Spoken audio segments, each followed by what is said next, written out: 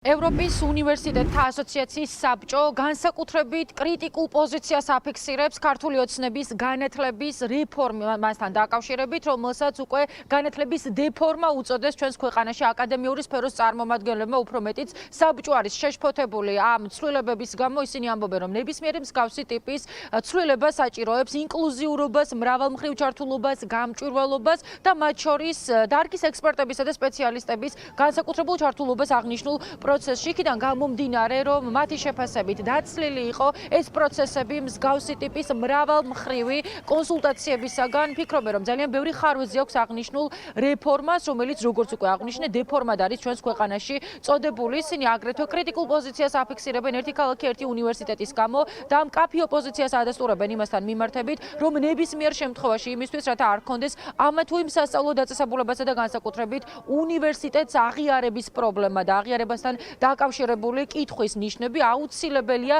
რომ ნებისმიერი პროცესი მაქსიმალურად გამჭვირვალედ წარიმართოს. ამასთანავე ხაზი გაუსვეს იმასაც, რომ საბჭო კვლავ მზად არის კონსულტაციებისა და საქართველოსათვის დახმარების გაწევისათვის, იმისთვის, რათა ეს პროცესები გაუმჯობესდეს და ქართული განათლების სისტემა სრულად არ გადაიჩეხოს უბსკულში, როგორც თავადაც ამბობენ ხოლმე. ხშირად ფიქრობენ, რომ თუ კი ამ გზით წავა ქართული ოცნება და მაინც მოიყვანს საკუთარ გეგმებს სისრულეში, უკვე ისეთი შეუქცევადი ზიანი მიადგება ქართულ განათლების სისტემას, რომ ეს არა მხოლოდ მოკლევადიან პერსპექტივაში, არამედ გრძელვადიან პერსპექტივაში ძალიან მკვეთრად დააზიანებს ახალგაზრდების განვითარების პერსპექტივას. რეფორმის გავლენა საქართველოს უნივერსიტეტებზე სხვადასხვაგვარი იქნება. ზოგ შემთხვევაში შედეგები პროცესს გრძელვადიან პერსპექტივაში დააზიანებს, რაც პირდაპირ იმოქმედებს მათ იდენტობასა და აღიარებაზე.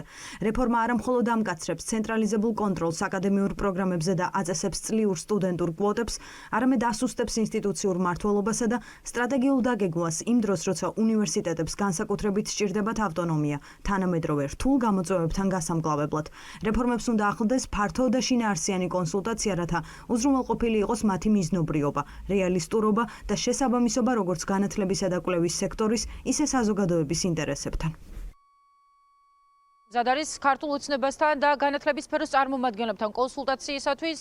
ჯერჯერობით უცნობია თუ როგორი იქნება შემხვედრი პოზიცია საქართველოს განათლების სფეროს წარმომადგენლების მხრიდან. ნებისმიერ შემთხვევაში ყველა ის ადამიანი, რომელიც აკადემიური სფეროს გაუმჯობესებაზე წლების განმავლობაში ზრუნავდა, ადესტურებს კრიტიკულ პოზიციას ამ რეფორმასთან დაკავშირებით, მას უწოდებს დეფორმას და ამბობს, რომ ქართული ოცნების მთავარი მიზანი ამ პროცესში არ იყო გაუმჯობესება ქართული განათლების სისტემის. ახლა ყველასთვის ეჯგარიშია, რომ ეს ყველაფერი უფრო მეტ კონტროლის დამყარებას ემსახურება.